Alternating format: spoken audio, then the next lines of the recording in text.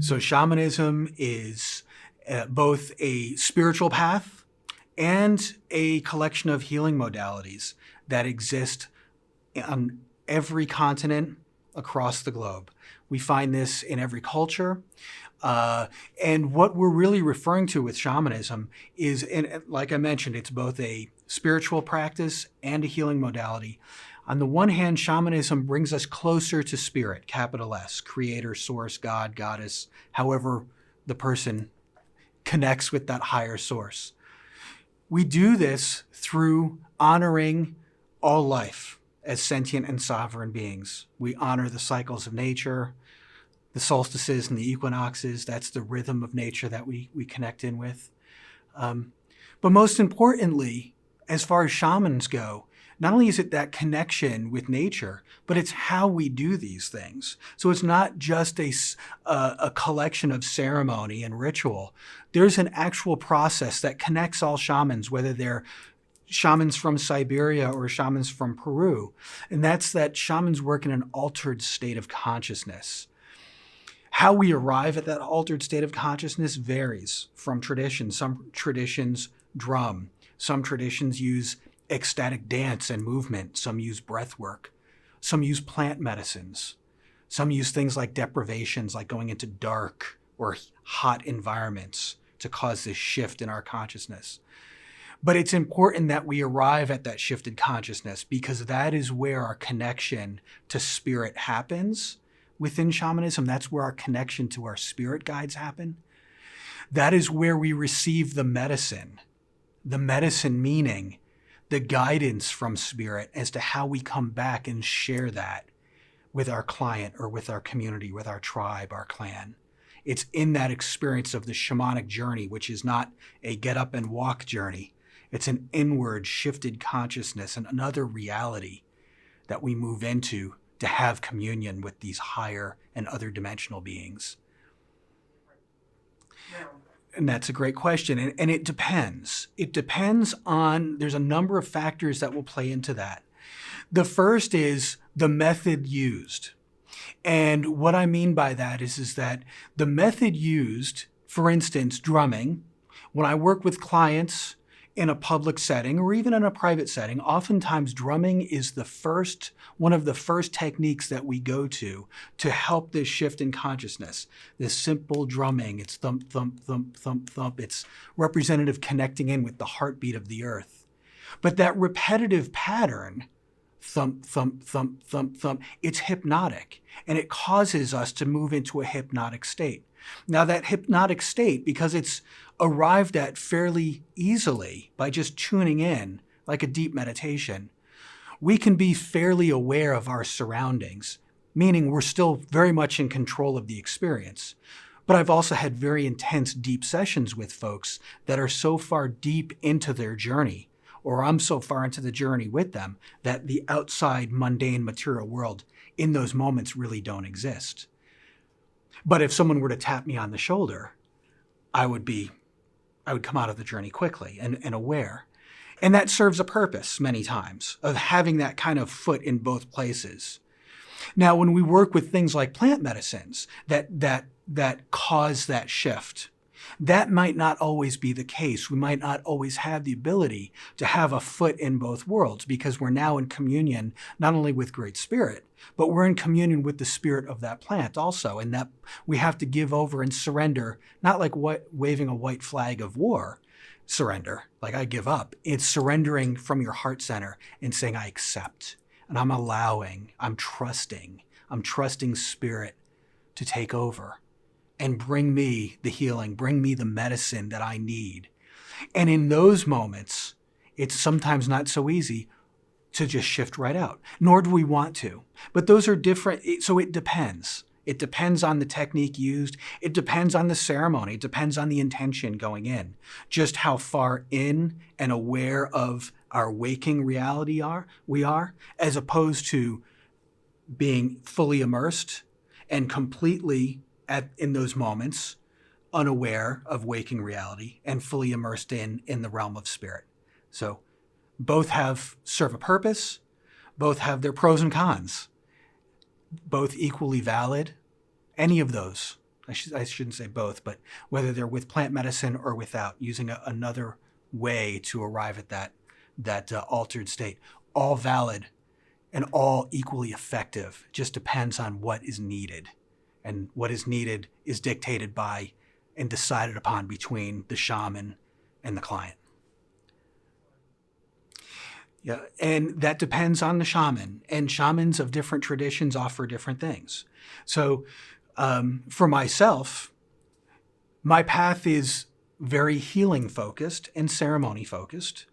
And so when I work with clients, whether it's one-on-one or within a group, there's a lot of focus on deep meditation, on clearing out your energy, shamanic energy work similar to Reiki, and using Reiki techniques, breath work, aligning your chakras, spirit release, which is when people have attachments, soul retrieval, which is a type of shamanic journey when someone has lost or have disconnected with an aspect of their personality or soul due to a traumatic event or a highly charged emotional event.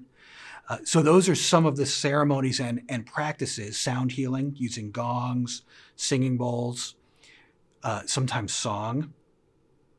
There's a long tradition within shamanism of the magic and healing properties of sound and our voice.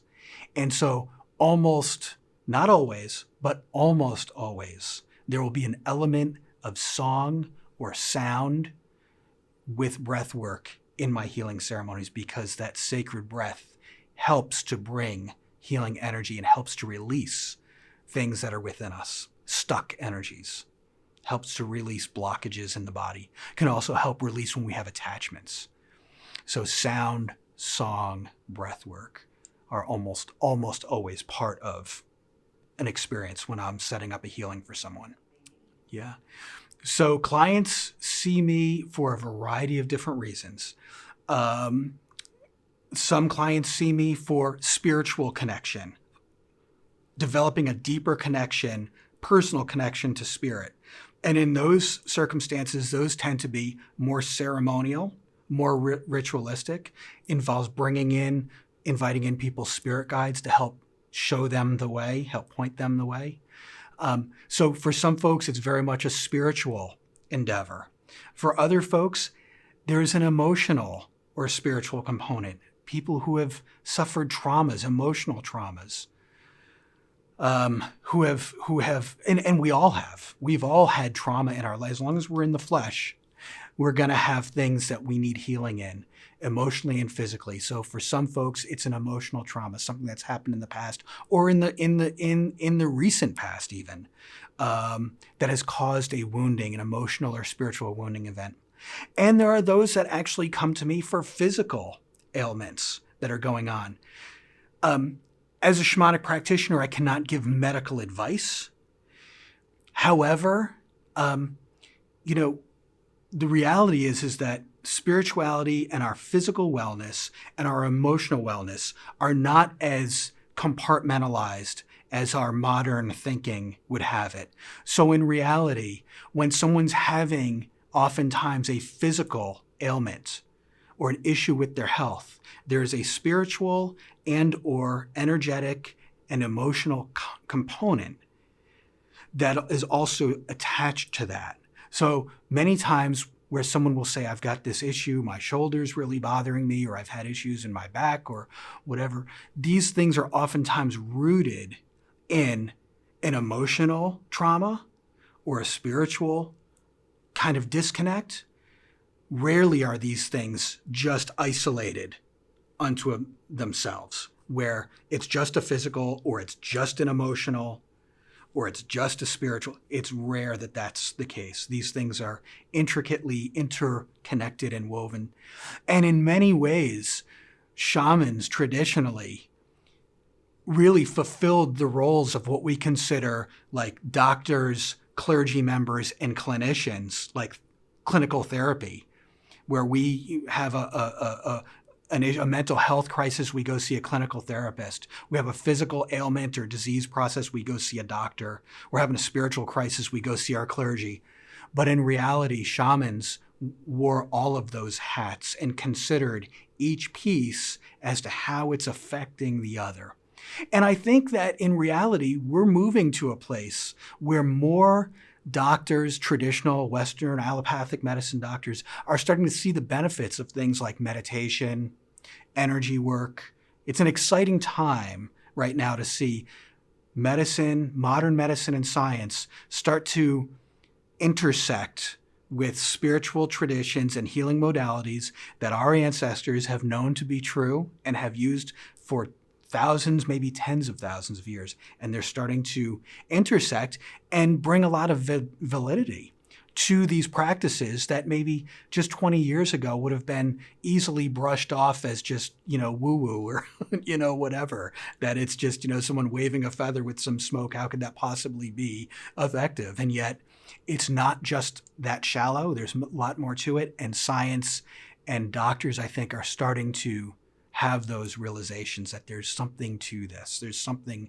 And quite honestly, from a personal perspective, I don't think that we could have evolved and survived on this planet as humans if these things weren't effective in the first place. Because modern technology, when it comes to modern medicine and things, we're just 100 years in to what would be considered really maybe a little bit more than 100 years of modern medicine. Certainly, the wisdom of our ancestors brought us to this moment, for sure.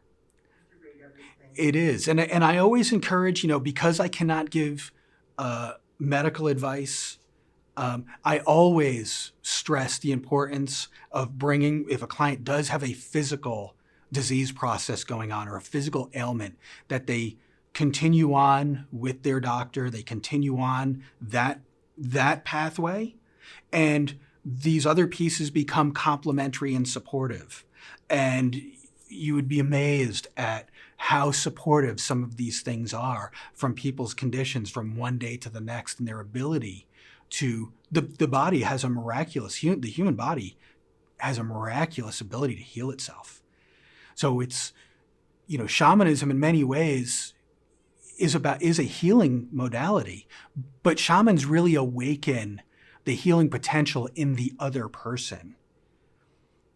It's not this, I'm the healer, let me heal you. It's the, let me help you awaken that within yourself so that you and that connection with divine source can make you well. I'm just helping point the way. That's all that is. That's what shamans do, is they help bring people into that space so that they can awaken that within themselves, and spirit does the rest. There are lots of misconceptions with shamanism. Oftentimes, inaccurately, people will, particularly in the United States, people will think the traditional kind of Native American medicine man, and I hate to use that word, even though it is used, it's not entirely inaccurate to look at some of the spiritual and healing practices within Native American traditions. It's not inaccurate to call them shamanistic, but that is not, even though that's where oftentimes people's mind will take them. Oh, the Native American, oh, so that's Native American. Some is, but again, shamanism, the idea is that shamanism exists across the globe. And so it's not unique to one area of the earth. It's not unique to one culture or one people, but it's been used as a term to identify indigenous practices that include an altered state of consciousness, a journeying while you're in that altered state of consciousness, and it's in that journey that we receive that medicine, that message that we use in our healing. And so without those three pieces, the altered state, the traveling within the altered state, and the receiving the medicine within the altered state, without those three, it really isn't shamanism. So not all natural healers are shamans. Not all priests or priestesses of indigenous practices are shamans. But we do find shamanistic practice and shamanism within nearly every pre-organized religion, spiritual traditions found around the world. So it's something that is unique and yet something that we all share. And I find that to be incredibly beautiful. And I also find it to not be, this cannot be just a random occurrence that people from all corners of the globe and separated by oceans and continents would be receiving from spirit and expressing in nearly identical ways. That seems impossible to me.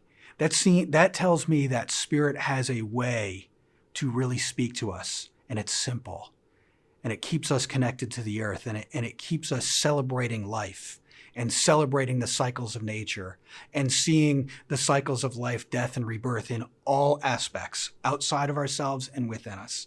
And that is a unifying thing. And that's a beautiful, to me, that's what makes shamanism the beauty in shamanism. That's what reflects out to the world. The beauty is that we actually all have this as a collective historical piece as human beings. We've all shared this. Yeah, and I think that the main thing is having some clarity as to what it is that they're seeking, right? And sometimes people don't exactly know what they need, okay? But they'll have an idea of, I just feel like I need to get deeper into my own spiritual practice, or I feel like I've been dealing with these wounds, emotional wounds for years, and maybe I've gone through therapy and it's kind of helped. But so having some clarity as to what it is that the person is really looking for. So, and having the ability to look at, there's going to be a spiritual component as well as a healing component, emotional component. Those things should work together, right? And so again, do I feel comfortable asking the person what type of energy work or what type of practices they themselves do, how they've trained, what type of experience they have, maybe what their personal focus is on. Some shamans are very focused on divination, for instance, right? So that's another piece that, looking into, seeing what the future may hold for someone. They're still going to have the healing component and the other components, like I mentioned. But if that's not what you're looking for, and that's what a person is kind of specializing in, well, maybe that's not the right person, or where, it's just kind of do a little research, a little due diligence, and be a little bit clear on what is it, even though I may not know exactly, what am I being called to? Is this a spiritual pursuit? Is this a healing pursuit? Is it both? What am I hoping? Do I feel comfortable when I talk with this person? Do I feel like I'm being talked down to? Do I feel like I'm being told how things are or should be? Those are kind of flags in my book. If someone's spending a lot of time telling you how you should be, as opposed to listening and being open, that's something to look for. So a shaman should be able to sit and listen and then reflect back based on what the information is being given to them. So it's a co-creative process between the seeker, the client, and the shaman. They should arrive at their process of working together co-creatively. Because again, the shaman really brings out that within the other person. It's not them giving the person something necessarily. It's really awakening and providing an opportunity for that person to step into their potential. That really makes a gifted healer, a gifted shaman, who they are. Yeah, and I do lots of readings for folks. It's certainly part of my practice. I use runes and I use oracle cards. Runes are not as well known as people who read oracle cards or maybe tarot or some of the other divination, pendulum, astrology. These are all types of divination systems. Runes are actually a set of symbols that have a long history. They go back into Germanic Europe and into Scandinavia at least a couple thousand years. In fact, the origins of runes is kind of a mystery for the most part. Not really sure. There's a lot of theories as to how they developed. But it was a system of writing and a system that was developed for divination. So to look into the future, seership, and also used in other magical and healing practices in Western Europe and the Scandinavian people. So they've become most popular over the last few years with this kind of rise in the interest in Viking traditions. And you got the TV shows and documentaries and all these. And so a lot of people have become interested in runes through pop culture of Viking practices and things. And that is true that Vikings did use runes in their traditions, but they did not originate with the Vikings. They actually have a much older history. So each rune has a meaning that translates out from Old Norse, but it also has its meaning and definition, but it also has a depth and dimension to it, just like tarot cards do. Just like a tarot card, the magician card on its face value will have a meaning, and that how it will have a depth and dimension to its meaning. So too to each one of those runes. And in some stories through Norse tradition, it's thought that the energies contained in the runes are what is used, the gods used to create and manifest all things, using these energies in the runes. So I use the runes and a set of oracle cards. I blend those two. And I get a lot of readings, oftentimes at the end of December, beginning of January for year ahead forecast. Let's see what the year has in store for me. And then I get a lot of folks during the year that just need some clarity, insight as to their path. And the thing with readings, whether they're my readings or anyone else out there that does psychic readings, or is that to keep in mind, none of this is written in stone. What we're tapping into are potentials, the way the universe is trying to subtly, or maybe sometimes not so subtly, guide us along our life. And so what we're tapping into are these potentials, these opportunities that sometimes we miss because we live busy lives. Sometimes we're not tapped into, and we say, oh, well, have you considered this energy that's really trying to flow in? But it's important to always know that these are potentials and they're there for us to either develop or not. Okay, so spirit always leaves us with free will. And sometimes things come out in readings that we go, ooh, I really don't want to see that happen. But it gives us an opportunity to say, you know what? Knowing that that's a potential right now, I'm going to work away from that potential. And at the same time, we may see things like, wow, I can see myself really following that this year. I really want to invest some time and energy into this area of my life. And it gives us that opportunity. And knowing that that energy is already there for us to tap into.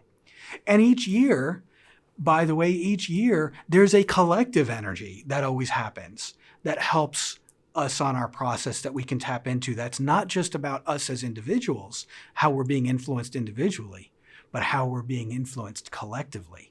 2020 was a big magnifier year, right? 20 and 20, the universe mirrored back to us quickly, right? So when we put our attention on something, it's like where you would see one thing in the past, you see 100 things behind it, mirroring it back. It's a very intense year of magnifying and mirroring back to us. So knowing that, and now having hindsight, looking what 2020 was, it's interesting because 2020 we can see as how intense and how magnifying everywhere we put our attention. It felt like everything was not just on 10, it was like on 100, and it didn't matter whether that was, things going on politically or or social justice, or with the environment, or with connections with people, or the COVID thing. It was on 10 all the time, on. That's an example of what sits in the collective each year and how intense that can be. And if we know that, we can use that to our benefit. We know if we know a year is going to be a real intense magnifier year, we can choose to put our attention on things that we want to be magnified back to us and sent back to us quickly. You can certainly find me online at facebook.com/shamanfire, or on shamanfire.net, or on spiritofearth.org.